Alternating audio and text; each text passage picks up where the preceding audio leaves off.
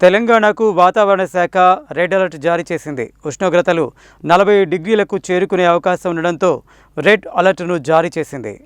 రాష్ట్రంలో ఎండల తీవ్రత రోజురోజుకు పెరిగిపోతోంది. ప్రత్యేకించి నల్గొండ, సూర్యాపేట, ఖమ్మం, మహబూబాబాద్, ములుగు, జయశంకర్ భూపాలపల్లి, భద్రాద్రి కొత్తగూడెం, పెద్దపల్లి, మంచిర్యాల జిల్లాలలో ప్రమాదకర స్థాయిలో ఎండలు పెరిగిపోతున్నాయి.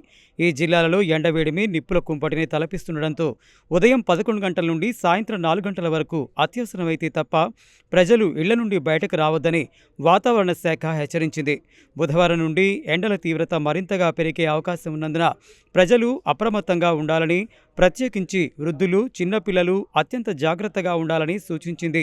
45 నుండి 40 డిగ్రీల వరకు ఉష్ణోగ్రతలు నమోదయ్యే అవకాశం ఉందని వాతావరణ శాఖ అధికారులు వెల్లడించారు.